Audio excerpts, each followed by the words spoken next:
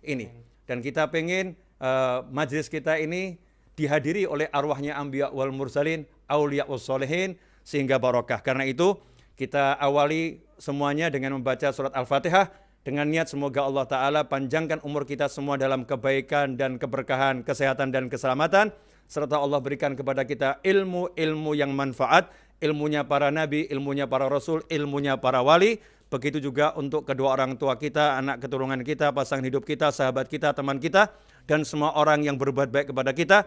Dan semoga kajian ini menjadi salah satu sebab turunnya rahmat untuk umat Nabi Muhammad SAW di akhir zaman ini, dan menjauhkan bangsa kita dari segala hal yang tidak menyenangkan dunia maupun akhirat, dan mendatangkan keselamatan, keberkahan, dan juga kebaikan untuk siapapun. Ala hadziniyah wa ala manahibun ali wa ila hadratin Nabi sallallahu alaihi wasallam. Al-Fatihah. A'udzubillahi minasyaitonir rajim. Bismillahirrahmanirrahim. Alhamdulillah rabbil alamin. Arrahmanir rahim. Maliki yaumiddin. Iyyaka na'budu wa iyyaka nasta'in. Ihdinas siratal mustaqim. Siratal ladzina an'amta 'alaihim ghairil maghdubi 'alaihim waladdallin. Amin. Ikhwani rahimakumullah. Ya, saya tidak tahu nih Ustadz Abdul Somad punya waktu berapa menit, karena waktu beliau ini mahal. Ya, waktunya jadi rebutan banyak orang. Ya, waktunya mau dimiliki sama semua orang. Sampai-sampai beliau belum punya waktu untuk cari istri. Ya, sampai-sampai belum punya waktu untuk cari istri karena waktunya habis diambil oleh Anda semua. Ya, mudah-mudahan nanti jadi barokah waktu beliau. Amin. Nah, Ustadz Abdul Somad dan Habib Muhammad, kenapa saya pilih tema bacalah, menyingkap cara membaca Nabi Muhammad SAW? Karena itu juga pertanyaan saya. Jadi saya ini bertanya-tanya, udah jelas kalau bangsa Arab di zaman Nabi Muhammad SAW adalah kaum ummi, bangsa yang tidak bisa membaca dan tidak bisa menulis, walaupun ada yang bisa. Tetapi 99,999% itu nggak bisa baca, nggak bisa tulis. Tetapi peradaban dalam sastranya di masa itu dikatakan termasuk yang paling hebat di dunia. Hidupnya itu cukup dengan bersyair udah kenyang, ya, kalau bahasa kita gitu. Cukup dengan bersyair sudah kenyang. Cukup dengan berpantun, kalau untuk orang Melayu sudah bahagianya luar biasa. Dan turun Al-Quran ini pada Nabi Muhammad SAW di tengah kaum yang ummi dan nabinya ummi. Secara zahir, syariat zahir, kita nggak bicara hakikat. Kalau bicara hakikat, selesai. Kita bicara syariat, dikatakan Nabi Muhammad SAW ummi, tidak membaca dan tidak menulis. Ya, tidak membaca dan tidak menulis. Sepanjang saya belajar sampai hari ini, saya belum ketemu hadis yang menjelaskan Rasulullah SAW pernah menulis. Yang ada menghapus tulisan, ya, menghapus tulisan. Tapi Rasulnya tidak menulis. Anehnya, dari semua perintah Allah Ta'ala, perintah sholat, perintah puasa, perintah zakat, ya, perintah haji, perintah umroh, perintah berbuat baik, wahyu pertama kali turun, justru perintahnya yang nggak bisa dilakukan oleh Nabi Muhammad SAW. Secara zahir. Kalau perintahnya sholat, Rasulullah SAW bisa sholat. Dengan sholat dari nabi-nabi yang terdahulu, Nabi Ibrahim alaihissalam. Kalau perintahnya puasa, puasa dikenal oleh masyarakat Arab. Kalau perintahnya sedekah, Nabi Muhammad SAW ahli sedekah. Tetapi perintahnya pertama kali adalah iqra, ya, bacalah. Gitu. Perintah ini turun kepada manusia yang tidak bisa membaca dan tidak bisa menulis. Pertanyaan saya kepada Ustadz Abdul Somad dan kepada Habib Muhammad bin Husain Al-Habsyi, tentunya kita pengen mendengar dulu kepada guru kita ini yang alhamdulillah sudah belajar ke berbagai belahan dunia. Punya kesempatan lebih banyak dibanding saya dan Habib Muhammad. Ketemu dengan banyak ulama. Kami pengen mendengar apa yang Ustadz dengar dan apa yang Ustadz pilih dari sekian banyak. Karena ilmu itu kita dengar banyak, tapi ada yang kemudian kita saya lebih cocok sama yang ini di hati saya. Begitu Ustadz, mudah-mudahan antum bisa mencerahkan umat Islam di seluruh dunia, khususnya saya dan Habib Muhammad. Yang lain nggak cerah nggak apa-apa. Terima kasih. Fadhol Ustadz. Bismillahirrahmanirrahim. Assalamualaikum warahmatullahi wabarakatuh.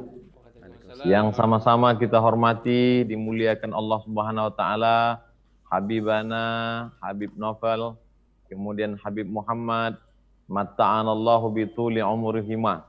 Allah berikan kita kenikmatan bisa dapat ilmu dan barokah dari umur mereka yang panjang, dan kita dapat istifadah, dan yang paling kita inginkan bersama dengan mereka di dunia, bersama pula di akhirat dengan kakek buyut mereka, Nabi kita Sayyidina Maulana Muhammad sallallahu alaihi wasallam.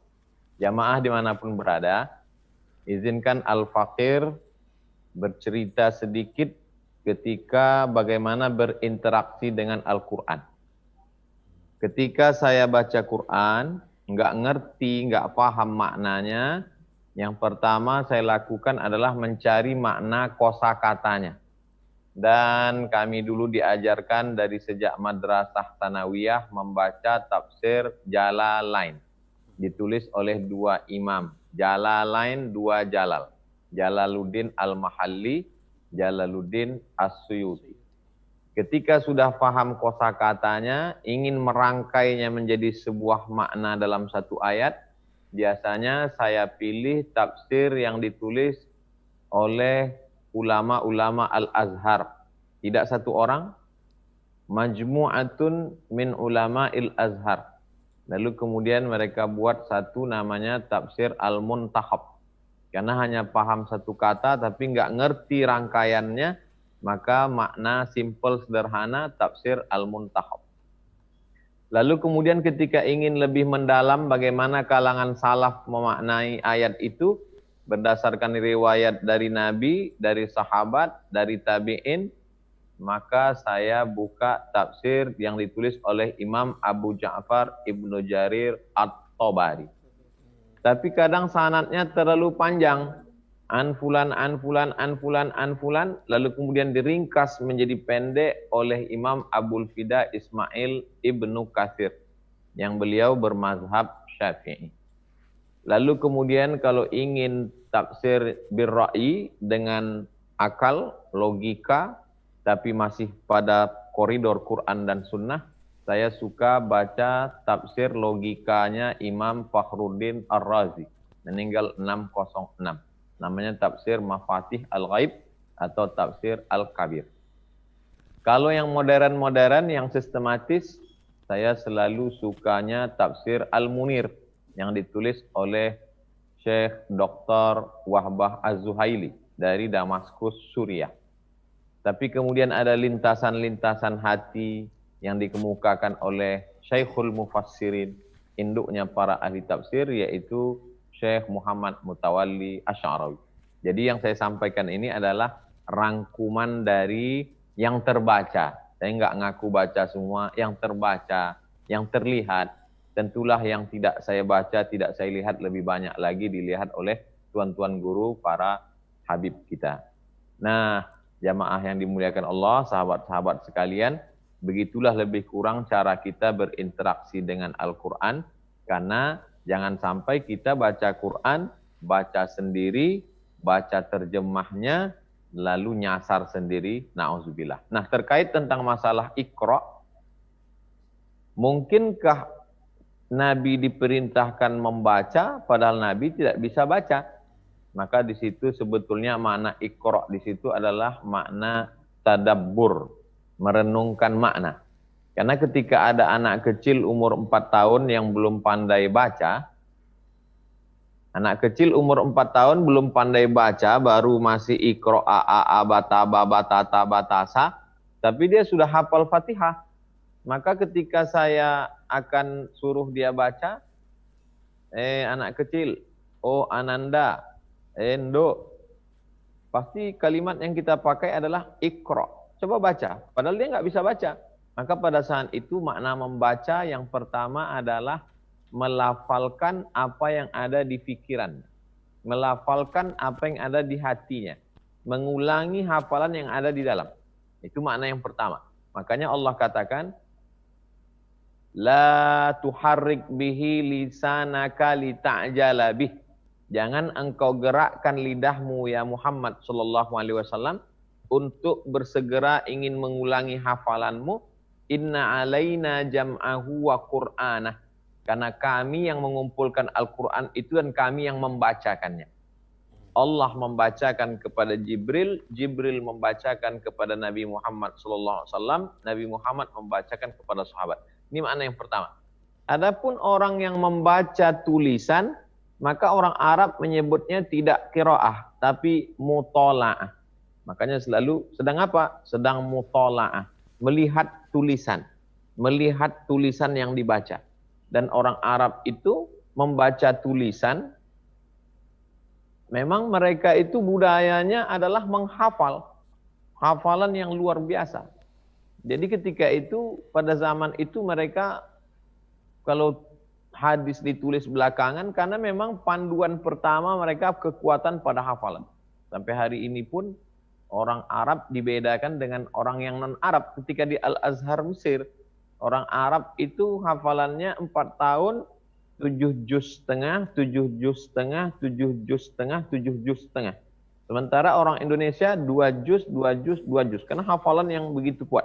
Jadi ketika kita katakan Iqra, itu tidak serta-merta membaca yang tertulis, tapi mengulangi apa yang ada di dalam pikiran.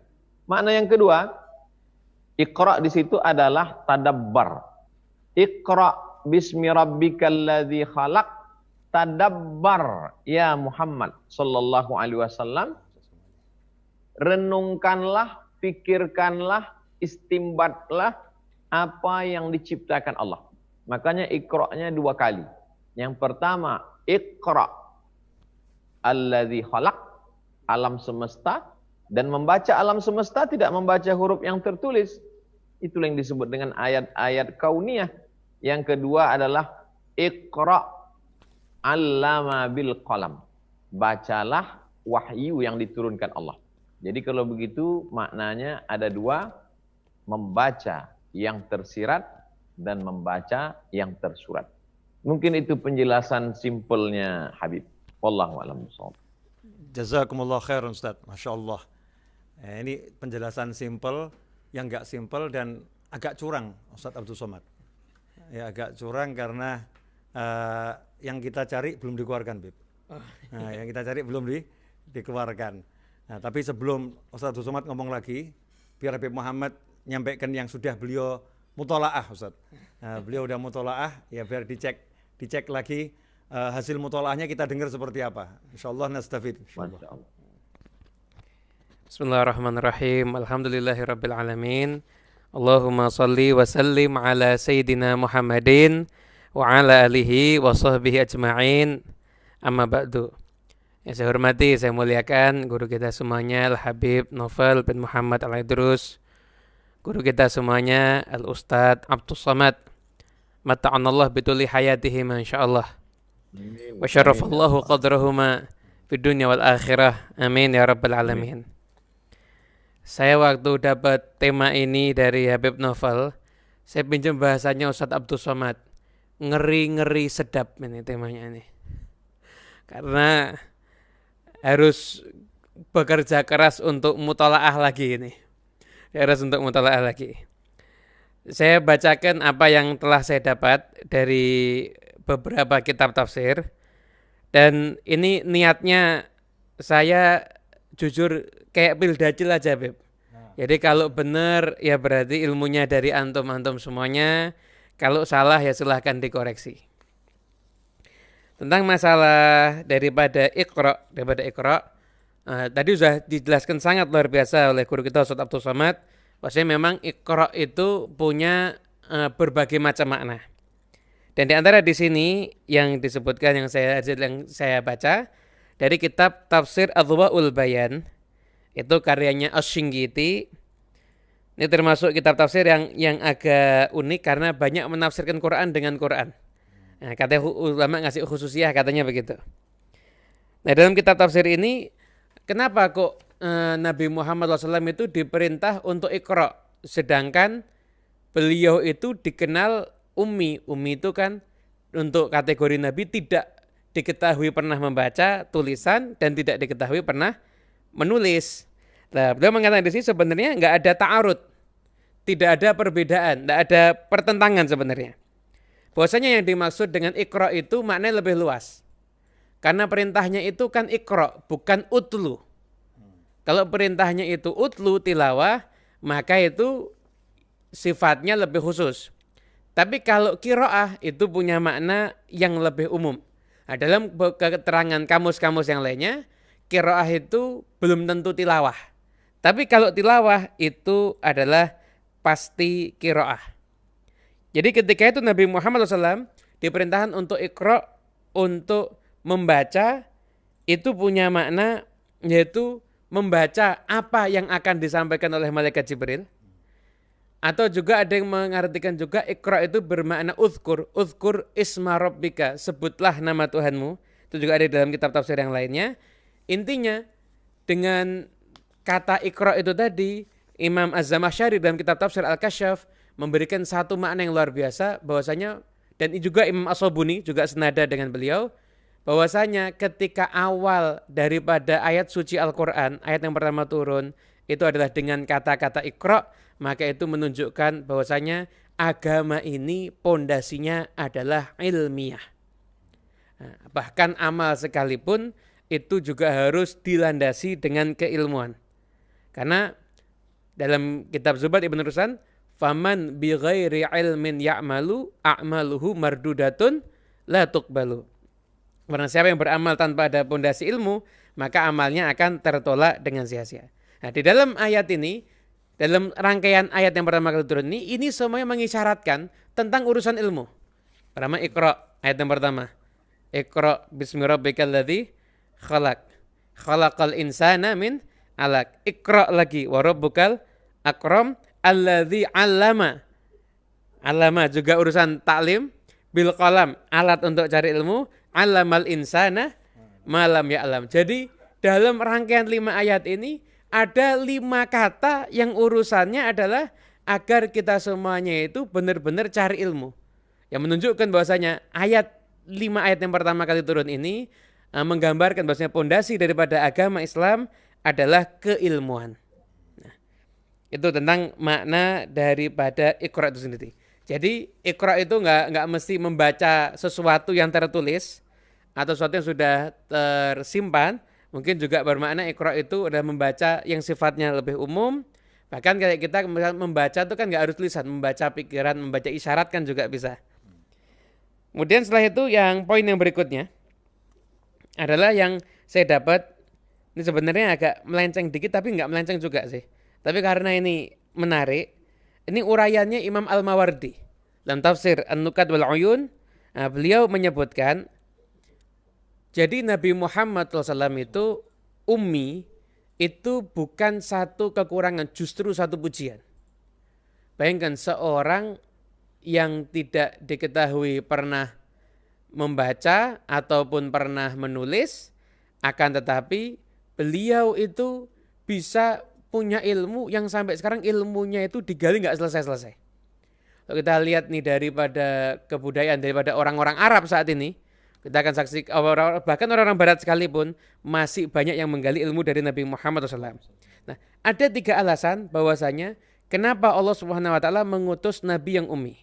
Alasan yang pertama adalah karena dulu bisyarah kepada Nabi terdahulu, an-nabil ummi, Nabi akhir zaman itu adalah Nabi yang ummi.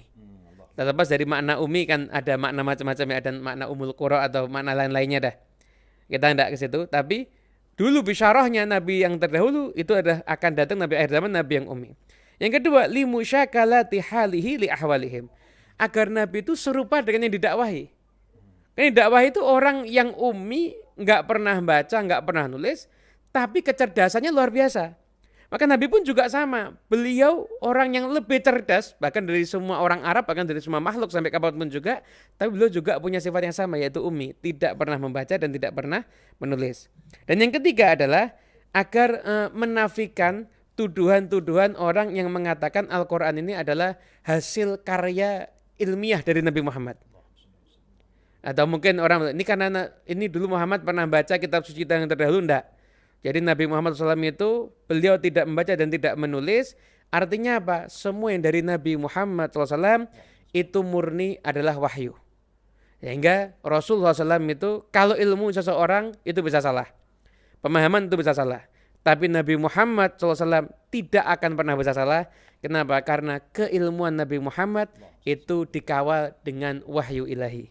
Karena itulah Nabi Muhammad SAW jadi Nabi yang akhirnya ajarannya terus berkembang, bahkan digali terus ilmunya, karena memang tidak pernah salah, karena dikawal oleh wahyu ilahi tersebut. Mungkin ini yang bisa saya sampaikan. Samihni anil khata' wa taksir. Insyaallah. Jazakumullah khairan. Ajib. Ustadz, saya mau nanya Ustadz. Tadi Ustadz kan baca ayat la ta'jal. Saya belum hafal Ustadz. Coba antum ulangi dikit Ustadz. La tuharrik bihi lisanaka li ta'jala bihi. Nah, la tuharrik bihi lisanaka li ta'jala bihi. Li ta'jala bihi. Nah, saya pernah dengar dari almarhum Habib Anis, kakek beliau dari buku manuskrip para habaib terdahulu. Yang kita tahu di Hadramut itu ada perpustakaan yang luar biasa berisi karya ilmiah para ulama yang belum ditulis ulang, masih makhtutat Ustaz, masih manuskrip. Para habaib menafsirkan ayat ini menarik. Jadi tafsir kan banyak. Ada tafsir dari para habaib yang menarik. Para habaib ambil tafsir yang 30 juz itu sudah ada di dada Nabi Muhammad SAW. Jadi 30 juz udah ada di dada Nabi Muhammad SAW. Makanya kalau kita lihat ketika Allah mewahyukan kepada Nabi Musa alaihissalam, wa nakhdartuka fastami' lima yuha.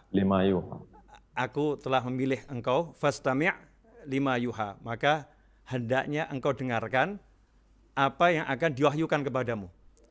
Artinya Nabi Musa AS butuh mendengar dulu, baru nanti bisa membaca kemudian. Tapi untuk Nabi Muhammad SAW iqra. Nggak ada proses aku akan wahyukan, kamu dengarkan, kemudian baca. Nggak ada yang seperti itu, tetapi yang ada iqra, langsung bacalah. Artinya 30 juz itu menurut pemahaman sebagian habaib sudah ada di dada hati Nabi Muhammad SAW. Nah, terus lantas fungsinya malaikat Jibril alaihissalam apa? Di ayat tadi itu. Nah, ayat tadi disebutkan, coba Ustaz diulang Ustaz, anak belum hafal Ustaz. Nah, anak belum hafalin Quran.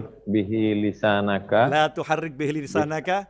Wahai Nabi Muhammad SAW, jangan kamu gerakkan dulu lisanmu untuk membaca apa yang sudah ada di dalam dadamu.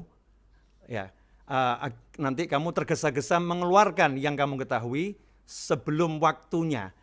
Dengarkan dulu nanti malaikat Jibril yang ngomong, keluarkan yang ini, baru engkau mengikuti. Artinya ayat itu menjelaskan fungsi malaikat Jibril alaihissalam adalah untuk mengatur kapan ayat ini boleh dikeluarkan, kapan ayat ini boleh dikeluarkan. Yang semua sudah ada di dada Nabi Muhammad SAW. Dan itu sesuai dengan fungsi malaikat Jibril, yaitu pembantu Nabi Muhammad SAW. Nah, yang saya pengen konfirmasi sama Ustadz, apakah pernah mendengar pemahaman yang seperti ini dari ulama-ulama yang pernah antum temui atau dari kitab-kitab yang antum baca? Karena saya sendiri akan sangat senang kalau ada kitab-kitab tafsir yang sudah menyebutkan sehingga kita bisa mempublikasikan pemahaman ini lebih luas lagi. Karena kata guru saya, ilmu itu al-alim orang yang alim adalah orang yang pandai menukil. Tapi kalau orang yang pandai ngomong menurut saya kata guru saya bukan orang alim itu. Tukang dongeng itu menurut saya. Orang alim adalah orang yang pandai menukil. Dalam kitab ini menurut Syekh Fulan, menurut Ustadz Fulan gitu. Kalau sekarang kan kebiasaannya bukan menukil, menurut saya. Orang-orang kan begitu Ustadz. Ya.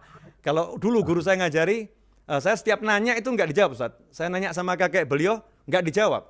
Kadang-kadang saya sebagai anak muda agak gimana gitu, nanya kok nggak dijawab. Jawabannya, coba kamu cek di kitab ini, coba kamu cek di kitab ini, coba kamu cek di kitab ini. Sehingga ketika suatu saat saya itu agak gimana, dipanggil sama kakeknya. Kata guru saya, kata kakek beliau, kata guru saya pengen ilmumu dari kitab, ya, bukan dari menurut saya. Sehingga kalau nanti ditanya orang, ilmumu bisa jadi hujah. Pertanyaan saya pada Ustaz Abdul Somad, yang pertama, pernahkah mendengar apa yang tadi saya nukilkan dari almarhum kakek beliau yang dibaca dari kitab-kitab para habaib terdahulu, yang pertama itu. Yang kedua Ustadz, saya belum banyak membaca tapi mendengar dari ulasan para ulama yang ada di YouTube. Sekarang ini ada ulama yang belum sempat nulis tapi udah sempat bicara. Ya, para ulama di belahan bumi lain kita ini, baik itu di Mesir maupun di Hadramut, ya, di Oman, di Sudan, di Maroko, saya mendengar ada yang menafsirkan Iqra bismi rabbik ini justru Allah Ta'ala ingin menjelaskan kepada umat manusia bahwasanya nabiku yang ummi ini, nabiku yang tidak mampu membaca dan menulis menurut ilmu manusia, ilmu zahir, dia akan bisa membaca dan menulis lebih hebat dari kalian. Caranya adalah Iqra bismi rabbikal ladzi khalaq. Bacalah dengan menggunakan kekuatan Tuhanmu yang mampu menciptakan segala-galanya. Bacalah dengan menggunakan kekuatan Tuhanmu yang menguasai jagat raya. Ketika pertama kali dikatakan Iqra, Rasul menjawab ma'ana biqari'in. Ketika dikatakan Iqra, ma'ana biqari'in. Bacalah, aku nggak bisa baca. Bacalah, aku nggak bisa baca. Bacalah, aku nggak bisa baca. Yang ketiga, turunlah ayat yang kemudian kita kenal 5 ayat pertama. Ya, surat Al-Alaq, bacalah dengan nama Tuhanmu yang telah menciptakan. Nah, saat itulah ulama menjelaskan, inilah Allah memberi Nabi SAW kemampuan untuk membaca, tapi dengan ilmunya Allah Ta'ala, bukan dengan ilmu kasbi, tapi ilmu wahbi. Bukan dengan belajar, tetapi dengan pemberian. Bukan murid, tapi murad. Bukan yang melamar, tapi yang dilamar. Nah, kelihatannya Ustaz Abdul Somad salah satunya itu. Bukan yang melamar, tapi yang dilamar. Insya Allah. Ustaz, fadhol. Saya pengen tahu pandangan antum. Yang pertama, saya petang ini memang niatnya untuk belajar kepada Habib Novel dan Habib Muhammad. Alhamdulillah, Allah kabulkan permohonan. Petang ini mendapatkan banyak pengetahuan. Di antaranya adalah pengetahuan baru tentang bahwa Quran itu sudah ada di dalam dada Nabi Muhammad Sallallahu Alaihi Wasallam. Jadi Jibril hanya datang sebagai pengaturannya saja. Mudah-mudahan ilmu ini barokah buat saya pribadi dan buat kita semua petang hari ini insya Allah. Kemudian yang kedua, bahwa kalau kita dengan diri kita dengan segenap keterbatasan, kita dengan mata terbatas, telinga juga terbatas. Tapi kalau sudah memandang dengan pandangan Allah, mendengar dengan pendengaran Allah, melangkah dengan langkah Allah, maka tidak lagi ada batasnya. Jadi apa yang disampaikan oleh Habib Novel, Iqra bismi rabbikal ladzi khalaq, membaca tapi dengan Allah Subhanahu wa taala, bukan dengan kita. Karena kalau dengan kita penuh dengan keterbatasan. Dan kita bisa lihat juga dalam doa ruqyah, Bismillahilladzi la yadurru ma'asmihi syai'un fil ardi wala fis sama. Bismillah, dengan nama Allah. Kalau sudah disebut namanya, la yadurru ma'asmihi syai'un fil ardi wala fis sama. Tidak ada bisa memudaratkan syai'un, walau sedikit pun, di bumi maupun di langit, dengan menyebut nama Allah. Itulah maka majelis pun dalam hadis Nabi, kullu amrin ribalin, semua amal yang baik, walam yubda bismillah, kalau tidak diawali dengan nama Allah, fahuwa aqta, dalam riwayat lain fahuwa abtar, dalam riwayat lain fahuwa ajzam, qalilul barakah, tak ada berkahnya, tak ada manfaatnya. Oleh sebab itu agama ini mengajarkan kita segala sesuatu mestilah dengan bismillah, dengan nama Allah. Iqra bismi rabbikal ladzi khalaq. Lalu kemudian dalam ayat ini digunakan fi'il muta'addi, fi'il kata kerja yang perlu pada objek. Makanlah, apa yang perlu dimakan. Minumlah, apa yang perlu diminum. Bacalah, apa yang mau dibaca. Mesti ada objeknya. Tapi dalam ayat ini tidak disebutkan objeknya apa. Seolah-olah Allah Ta'ala ingin mengatakan, silakan baca apa yang mau kau baca. Iqra. Padahal dalam ayat lain, Iqra kitabaka kafa binafsika al-yawma 'alaika hasiba. Bacalah buku catatan amalmu. Ada objeknya. Tapi dalam ayat ini tidak ada maf'ul bihnya. Iqra, bacalah. Apa yang mau dibaca? Artinya bacalah semua yang perlu, yang bisa engkau baca. Tapi ingat, mesti ada koridor pengikatnya. Bismi rabbikal ladzi khalaq. Makanya ulama bersyair, Arabtu syarra la lisyarri. Aku tahu yang jelek, yang jahat itu bukan untuk aku amalkan. Walakin lijtinabihi. Aku tahu yang jelek supaya aku dapat menjauhinya. Oleh sebab itu ada juga orang membaca buku-buku kriminal dan dia menjadi pakar kriminologi. Pakar kriminologi Universitas Indonesia, kriminolog. Ngerti dia segala perbuatan. Jadi kalau ada orang kehilangan dompet, dia yang paling ngerti di mana hilangnya, bagaimana cara mencopetnya, tapi tidak untuk diamalkan. Maka umat Islam disuruh mengetahui segala ilmu, tapi tetap bingkainya Bismi rabbikal ladzi khalaq. Mungkin agaknya itu, Habib. Wallahu a'lam. Masya Allah, jazakumullah khairan Ustaz. Ajib. Nanti kalau antum ketemu Ustaz di kitab mana tadi yang saya sampaikan, tolong dikirimkan. Ya, dikirimkan ya pakai ceramah aja antum di YouTube biar orang lain ikut dengar. Biar orang lain ikut dengar.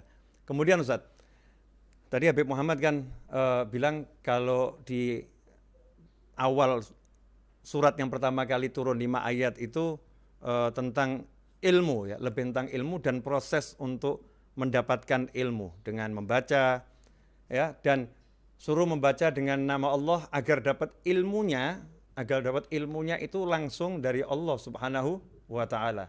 Allamal insana ma lam ya'lam. Nah, pertanyaan saya Ustaz, Nabi Adam itu kan pertama kali perintahnya juga untuk malaikat sujud karena punya ilmu. Dan Allah ajarkan kepada Adam semua ilmu. Nabi Musa alaihissalam juga disuruh pergi jauh-jauh meninggalkan Bani Israel. Bahkan di tengah beliau dakwah kepada kaumnya, pada umatnya, disuruh meninggalkan Bani Israel, Nabi Musa alaihissalam, untuk menemui seseorang yang di zamannya tidak jelas, statusnya nggak jelas di zamannya menurut masyarakat sekitarnya. Tetapi Allah mengatakan itu lebih alim dari engkau. Maka Nabi Musa pun jauh-jauh mau pergi berlalah cari ilmu. Pertanyaan yang sering mengusik hati saya. Kalau memang ilmu itu sedemikian hebat, terus nanti kenikmatan di kubur itu sama di surga itu yang paling enak yang mana Ustaz? Bidadari atau duduk mutola'ah Ustaz? Ini nanya sama dua-duanya ini. Biar Habib Muhammad dulu Ustaz ya. Nah, jadi antum bisa ambil nafas dulu. Habib Muhammad biar menjawab. Enaknya apa, bidadari atau sungai-sungai yang mengalir atau ilmu itu? Betul. Saya izin menyampaikan cerita aja Ustaz. Jadi dulu ada salah seorang habaib yang memang hidupnya itu dihabiskan hanya untuk cari ilmu. Sampai akhirnya menikahnya agak terlambat karena sibuk cari ilmu ini tadi. Nah, cuma jomblo-jomblo sekarang kalau mau menjadikan ini alasan juga tidak bisa. Karena ini habibnya kelihatan, karena karyanya ada, muridnya ada, akhirnya terlambat nikah karena fokus cari ilmu. Akhirnya setelah itu, ketika akhirnya dipaksa menikah dan mau menikah, terjadilah akad nikah. Malamnya teman-temannya ngerjain, si Habib ini ngerjain.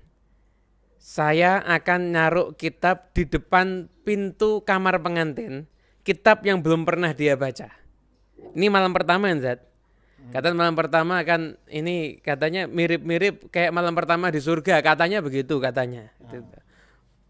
Jadi ini malam pertama dia nikah, ini belum pernah nikah sebelumnya, malam pertama dia nikah, kasih kitab di depan kamar pengantin, teman-temannya terus taruhan tapi nggak ada duitnya. Kira-kira baca kitab atau masuk ke kamar pengantin. Nah, subhanallah, akhirnya karena itu ada keluarga yang mungkin sangat masih, akhirnya kitab ditaruh, malam ketika masuk kamar pengantin, mempelai wanita masuk, Habibnya lihat ada kitab. Dibuka, asik. Akhirnya sampai adzan subuh berdiri di depan kamar membaca kitab. Nah, kalau versi kisah yang lain ada yang mengatakan kitabnya dibawa masuk ke kamar, istrinya suruh bawa ke lilin, Habibnya baca kitab. Akhirnya orang tuanya setelah itu, orang tuanya yang perempuan nanya sama anaknya, gimana malam pertamanya? Oh, saya enggak diapa-apain, saya cuma disuruh baca kitab. Kan takut nih jangan-jangan anak perempuannya kenapa atau cacat atau kenapa. Akhirnya satu diingetin, ternyata ini Habib karena ada kitab jadi lebih asik sama kitabnya daripada sama pengantin perempuannya. Akhirnya kemudian orang tuanya Habib ini keluarga bilang sudah, tidak boleh ada yang goda, semua kitab disingkirkan biar malam ini dia berbulan madu. Artinya kenikmatan ilmu, kenikmatan luar biasa. Imam Fakhrul Razi dalam, saya tidak tahu di kitabnya yang Mafatihul Ghaib atau kitab yang ada yang tentang filsafat satunya lagi, kan ada itu kalau nggak salah. Itu beliau pernah mengatakan kenikmatan itu ada 3 macam. Ada kenikmatan itu yang sifatnya kenikmatan makanan hissi. Ada yang kenikmatan itu sifatnya kenikmatan karena punya pengaruh jabatan. Tapi di antara kenikmatan itu yang paling nikmat adalah kenikmatan ilmu. Karena itu adalah kenikmatan maknawi. Karena nikmatnya makan itu sebanyak apapun orang makan ada efek samping. Jabatan ada efek samping. Nah, pohon semakin tinggi, angin juga akan bertiup semakin kencang. Tapi kalau ilmu itu satu kenikmatan yang luar biasa, yang tidak bisa terbayarkan dengan apapun juga. Karena nikmatnya ilmu itu luar biasa. Satu kisah lagi, Beb. Satu kisah lagi. Mumpung ingat nih soalnya, mumpung ingat. Ada salah satu ulama wazir ini kalau nggak salah, ini karena nggak tahu Ustaz, minta doa dari Ustaz biar ingatannya kuat. Saya lupa nama muhaditsnya. Bisa jadi Al-Auza'i atau Imam Sufyan. Ada seorang wazir punya pangkat yang tinggi, menyaksikan 2 ulama debat. Akhirnya 2 ulama ini berdebat tentang masalah hadis. Akhirnya ketika itu sampai pada salah satu dari yang lawannya ini mengatakan, saya punya satu hadis, yang hadis ini tidak ada yang punya kecuali saya. Kata yang tadi, yang satunya bilang, coba saya pengen dengar hadis kamu apa? Ya saya dengar, saya mendengar dari fulan. Saya mendengar katakanlah dari Muhammad. Saya mendengar lagi dari fulan lagi. Bahwasanya Nabi Muhammad SAW bersabda begini. Ulama yang tadi ketika dengar ditantang tadi hadis yang belum pernah ada yang dengar, yang tadi ini ketawa. Kata ulama tadi, kamu tahu enggak? Kamu tadi dari siapa? Dari fulan. Saya itu dari siapa? Dari Muhammad. Tahu enggak Muhammad yang dimaksud itu siapa? Enggak tahu, itu saya. Jadi kalau kamu dengar langsung dari saya, nanti sanadmu lebih tinggi akhirnya. Nah, kata wazir tadi, wallahi, nikmatnya harta, nikmatnya kepemimpinan, nikmatnya jadi pejabat. Kalau saya bayangkan kepada ulama yang menang dalam diskusi itu, kenikmatannya masih lebih nikmat dia. Nah, karena ilmu itu punya nikmat lazat yang luar biasa. Masya Allah. Ajib, jazakumullah khairan. Salatul Somad. Sekarang giliran antum ini. Ya, anak takutnya nih nanya gini karena antum menikmati ilmu sampai lupa nikah gitu. Saya takut itu. Foto Ustaz. Ini karena ada pesanan dari WA yang kemasuk, tolong Habib sampaikan ke Ustaz Abdul Somad agar tidak lupa menikah gitu. Saya hanya menyampaikan keinginan masyarakat Ustaz. Fadol. Baik Habib Novel. Sokrates, seorang filosof Yunani, hidup di tengah masyarakat paganisme, penyembah berhala.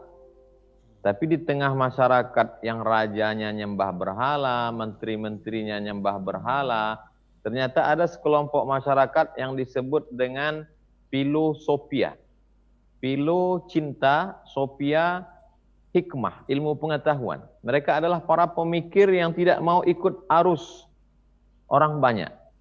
Maka akhirnya mereka berpikir bahwa dunia ini diciptakan oleh Tuhan.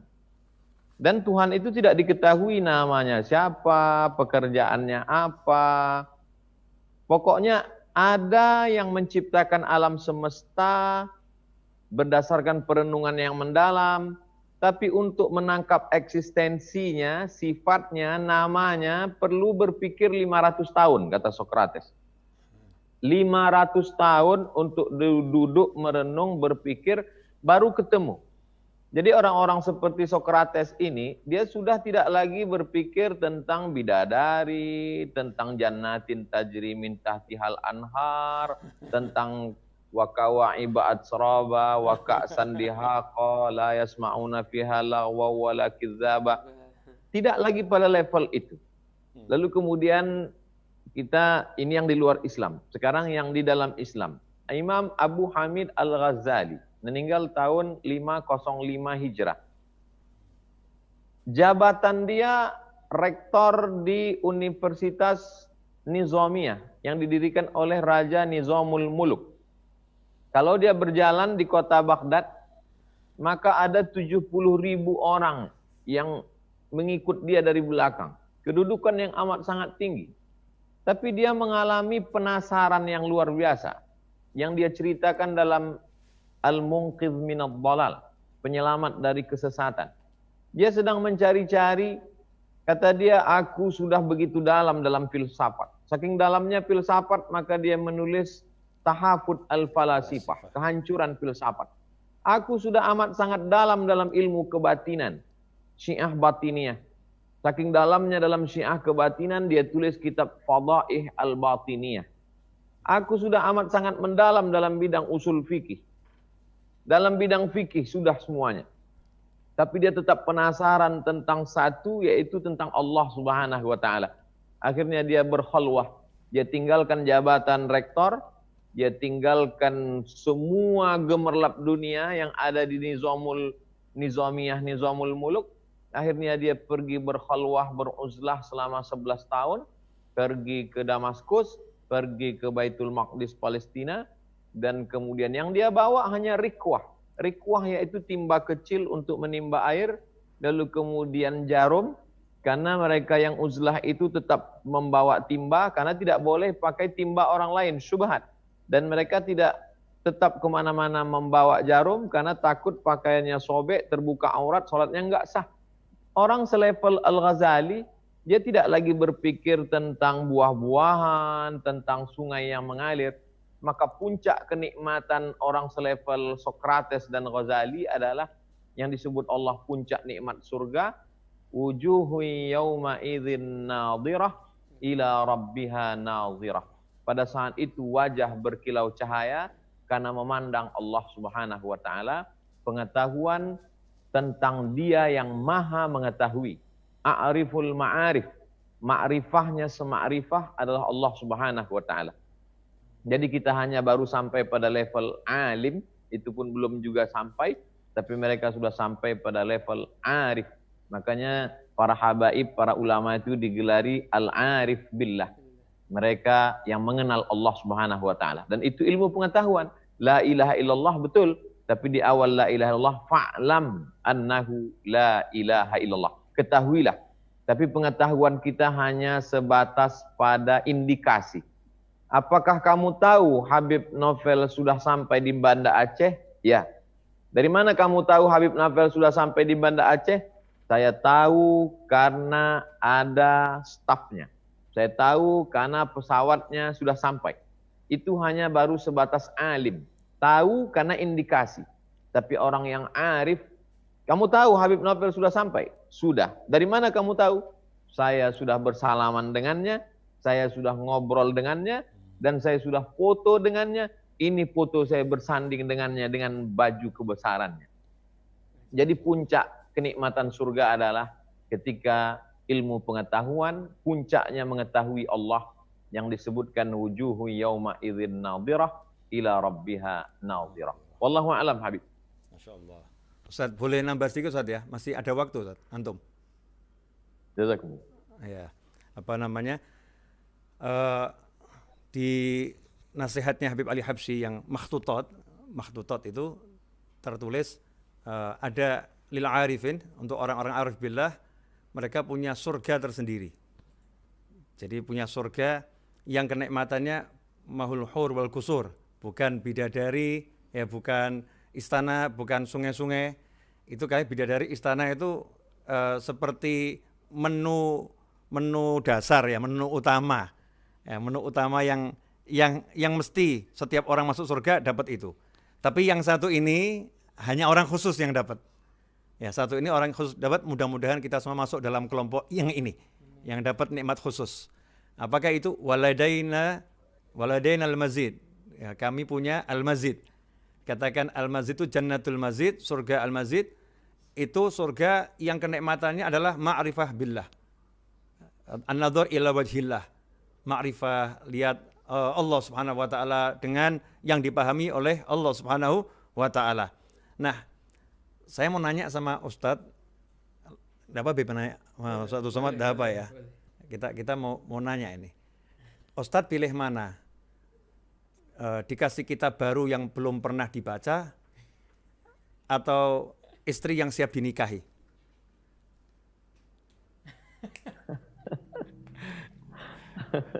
Boleh dijawab, boleh enggak Ustadz? Saya mau komentari kisah Beb Muhammad tadi itu. Jadi Beb Muhammad tadi itu kisahnya yang saya dapat yang versi kedua. Jadi kitab ditaruh di depan pintu. Kemudian Beb kitabnya dibawa masuk ke kamar.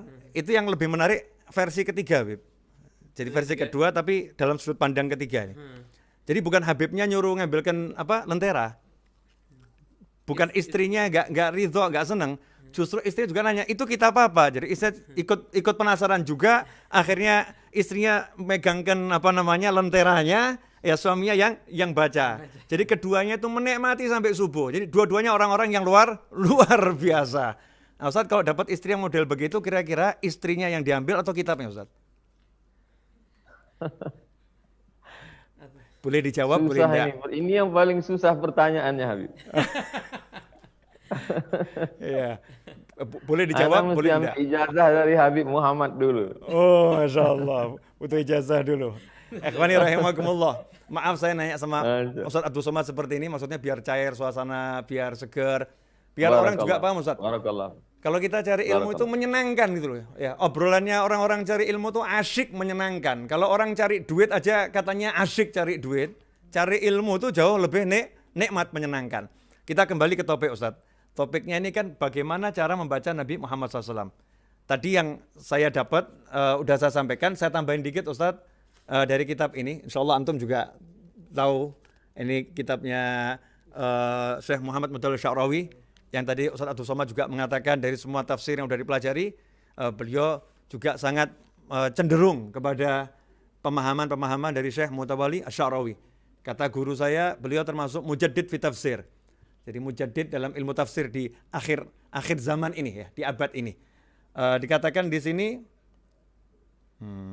idzan fal haqqu yaqululah innaka sataqra'u ala ghairi tariqatin nas li'anna tariqatan nas fil qira'ah takunu bil asbab al mutaqaddamah ala al qira'ah wa anta sataqra'u la bil asbab walakin bi iradati musabbibil asbab alladhi la yahtad fi ijadil asya' ila sabab. Coba Antum yang menjelaskan Ustaz. Ana udah baca, giliran Antum yang menjelaskan. Jadi adil Ustaz. Masya Allah. Ketika kita membaca itu karena diri kita, maka sesuai dengan kehendak kemauan kita.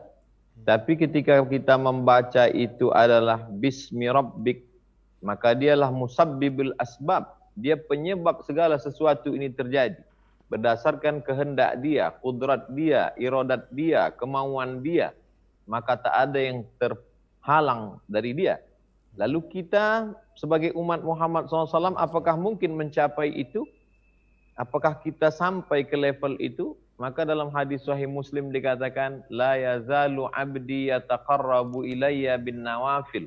Kalau hambaku itu banyak beribadah sunnah, tentu ikut sunnah Rasulullah Muhammad SAW. Hatta uhibbah, sampai aku cinta kepada hambaku itu. Fa idza ahbabtuhu, kalau aku cinta kepadanya, fa akunu ainahu yubsiru bihi, aku akan menjadi matanya, dia akan memandang dengan mataku. Aku akan menjadi telinganya, dia akan mendengar dengan pandangan. Aku akan menjadi tangannya, dia akan yabtishu biha, dia akan memegang, menggenggam dengan tangan. Aku akan menjadi kakinya, yamshi biha, dia akan berjalan dengan. Maka kalau sudah dengan itu, maka tak ada lagi batasan-batasan, karena yang punya batasan adalah makhluk, sedangkan Khalik tiada batasannya. Allah. Maka segala sebab ini kita terhalang, Karena kita memandang dengan pandangan kita. Oleh sebab itu 2 kali dalam ayat itu Allahnya dikedepankan baru objeknya. Yang pertama, Iqra, Allahnya dulu. Bismi rabbika. Iqra, silakan engkau baca, tapi jangan lupa dengan Allah. Bismi rabbika. Apa yang mau dibaca? Alladzi khalaq, yang diciptakan Allah. Sanurihim ayatina fil afaq. Kami akan tunjukkan tanda-tanda kebesaran kami di alam semesta. Bacalah alam semesta, tapi tetap dengan Bismi rabbikal ladzi khalaq. Iqra yang kedua. Iqra, tetap Allahnya dulu. Iqra wa rabbukal akram. Iqra, tetap Allah dulu. Wa rabbukal akram. Apa yang mau dibaca? Alladzi 'allama bil qalam. Bacalah yang sudah diajarkan Allah, yaitu wahyu yang tertulis. Maka 2 kali Iqra di situ, 2 juga yang diperintahkan Allah, tapi bersatu dalam satu, yaitu bersama, sama-sama membaca dengan Allah. Dalam Iqra yang pertama, Bismi rabbik. Dalam Iqra yang kedua, wa rabbukal akram. Dalam Iqra yang pertama yang dibaca adalah Alladzi khalaq. Dalam Iqra yang kedua yang dibaca adalah Allama bil qalam, yaitu yang tertulis, yang tersurat. Wallahu a'lam Habib. Ajib, jazakumullah khair Ustaz. Kalau boleh menyimpulkan dari obrolan kita Ustaz, dari obrolan kita, berarti al-qiraah beda dengan tilawah ya. Qiraah beda dengan tilawah. Kita bisa ngomong bahasa Indonesia memiliki keterbatasan untuk menerjemahkan Al-Quran, maka dibutuhkan penjelasan ya. Bedanya qiraah sama tilawah sama mutolaah ya, mutolaah. Artinya kalau qiraah, Iqra, bacalah, tidak harus membaca dalam arti melihat tulisan kemudian dieja, tetapi bisa membaca dengan akal, dengan pikiran ya. Membaca dengan hati, makna membaca secara yang jauh lebih luas. Kemudian Iqra di situ merupakan bukti bahwasannya perintah pertama kali kepada seluruh umat manusia yang akan menjadikan mereka semua mulia dari semua ciptaan Allah Ta'ala adalah ilmu. Ya, mereka mencari ilmu dan itu diawali dengan membaca. Cuman membaca ini akan terbatas kalau kita menggunakan batasan. Kalau kita membacanya menggunakan makhluk, menggunakan alat, maka kita akan terbatas. Kita hanya akan mampu mengambil ilmu dari yang tertulis atau mungkin yang terlihat. Tetapi kalau membacanya dengan menggunakan Allah Ta'ala, maka Allah yang akan berikan pendengaranmu, diberi kekuatan sehingga engkau bisa mendengar bukan dengan telingamu, engkau bisa melihat bukan dengan matamu, engkau bisa memegang bukan dengan tanganmu, tetapi Allah yang melakukannya dengan kekuatan Allah Subhanahu wa Ta'ala. Sehingga untuk orang yang mampu Iqra, membaca dengan menggunakan kekuatan Allah, syarat nomor 1 adalah ma'ana biqari'in. Ma'ana biqari'in. Kalau engkau mau membaca dengan Allah, engkau membaca dengan kekuatan Allah, engkau mau membaca dengan pertolongan Allah, harus nafyu, engkau harus meniadakan dirimu, engkau harus membuang pengetahuanmu, engkau harus membuang akalmu, engkau jangan menuhankan apapun dan siapapun, tetapi tuhankan Allah, minta tolong kepada Allah, maka Allah yang akan membacakan kepadamu, Allah yang akan menyebutkannya kepadamu, Allah yang akan menginformasikannya kepadamu. Allamal insana ma lam ya'lam. Allah akan mengajarkan al-insan, manusia seluruhnya, al-insan Nabi Muhammad SAW, malam ya'lam, sesuatu apapun itu yang belum diketahui. Sehingga ketika engkau membuka cara membacamu dengan Allah Subhanahu wa Ta'ala, membaca dengan minta tolong sama Allah, membaca dengan tawajuh pada Allah Ta'ala, Allah akan memberikan kepadamu, membacakan kepadamu ilmu-ilmu miliknya Allah Subhanahu wa Ta'ala.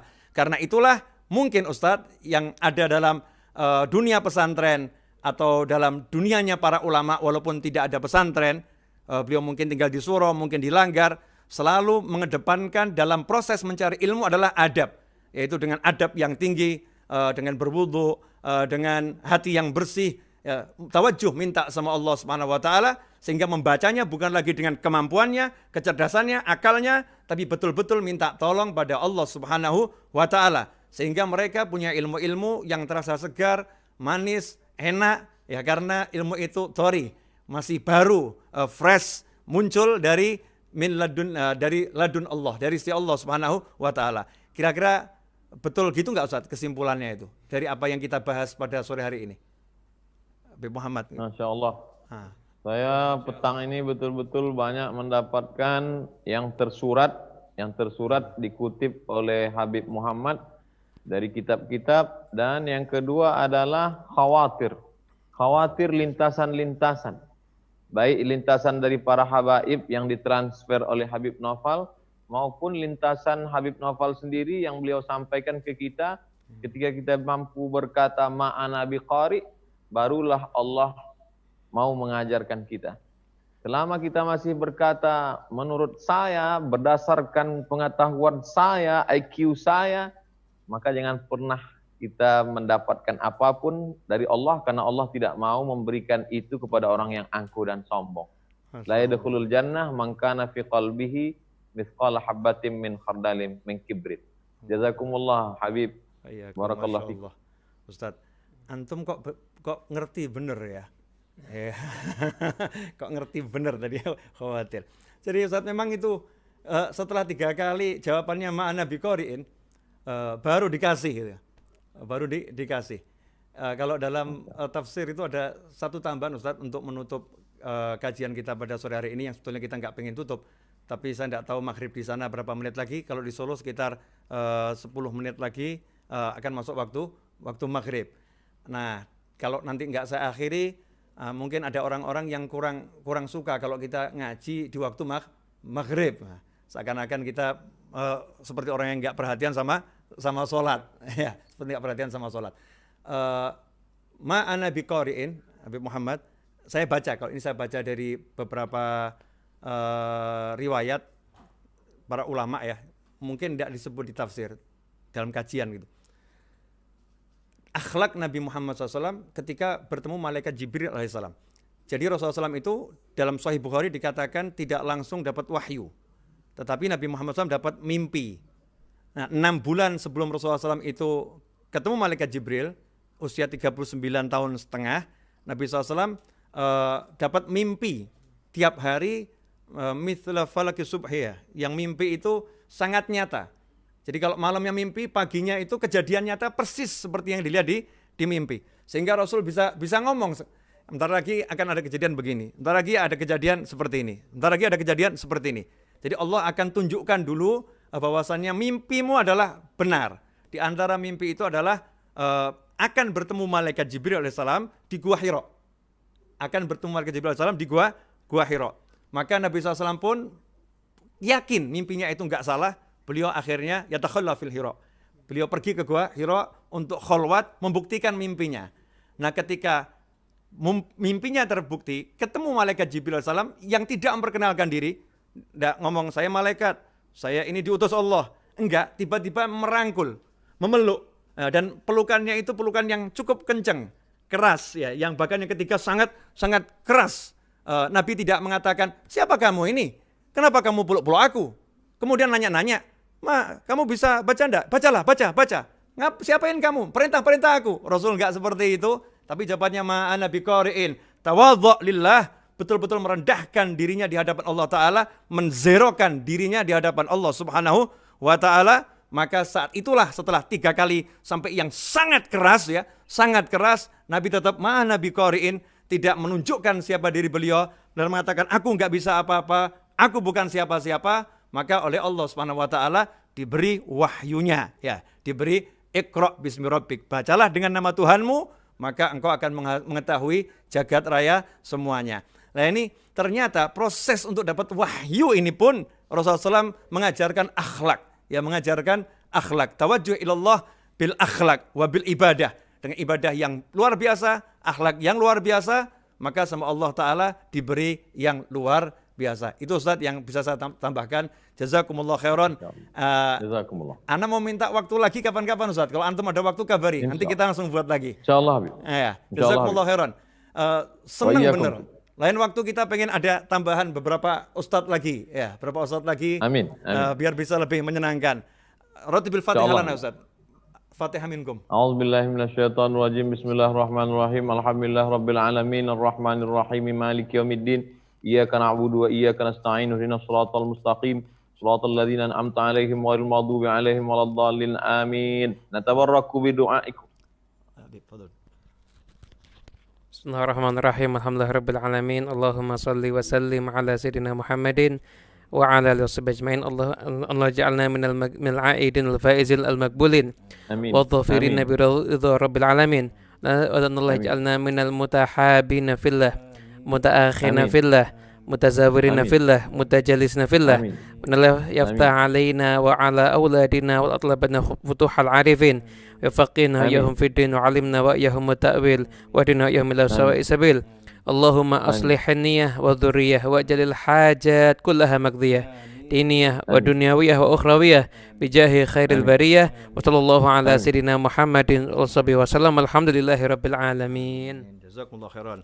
Sekaligus saya umumkan kepada seluruh jamaah Majlis Ar-Raudhah dimanapun berada, Majlis Ar-Raudhah masih istirahat yang majelis dunia nyatanya sampai nanti semuanya sudah jelas terang benderang sesuai dengan aturan pemerintah setempat dan para ulama setempat. Setelah semuanya jelas saya akan umumkan. Sebelum itu saya akan tetap jalankan majelis Jumat malam Sabtu mulai Jumat besok di dunia maya virtual ya, majelis virtual mulai malam Sabtu besok insyaallah kajian dimulai secara virtual. Untuk nyatanya nanti kalau sudah semuanya new normal, betul-betul normal senormal-normalnya, dan insya Allah itu segera, dan seluruh yang memimpin bangsa ini, yang bertugas siapapun itu diberi Allah kemampuan, kemudahan, kekuatan ya untuk membawa bangsa kita ini lepas dari ujian corona dan ujian-ujian yang lain dengan mudah dan dengan hasil yang berkah dan baik. Semoga itu berkah manfaat. Saya minta maaf sebagai pembawa acara, mudah-mudahan tidak mengecewakan, dan saya minta maaf kalau saya tampak tua walaupun usia saya tidak setua beliau-beliau ya. Beliau-beliau ini utuhnya lebih tua dari saya, tapi saya tampak jauh lebih tua. Ini karena kesalahan semir yang belum saya semir, saudara-saudara. Jazakumullah khairan. Dan mudah-mudahan Ustaz Abdul Somad segera mendapatkan pasangan hidup yang bisa bahagiakan dunia akhirah. Amin. Ya, bisa membahagiakan dunia akhirah, menenteramkan hatinya dunia akhirah, dan menjadi darinya keluar anak keturunan yang soleh dan solihah ila yaumil qiyamah. Amin. Wassallallahu ala Muhammadin wa alihi wasallam. Walhamdulillahi minkum. Saya Novel bin Muhammad Idrus bersama Habib Muhammad bin Husain Al-Habsyi dan Ustaz Abdul Somad undur diri. Mudah-mudahan berkah dan manfaat. Jangan lupa, insya Allah akan ada kajian-kajian semisal di episode-episode yang akan datang. Ini namanya lagi nodong langsung Ustaz Abdul Somad. Ya, jazakumullah khairan. Wa'afu minkum. Wassallallahu ala Muhammadin wa alihi wasallam.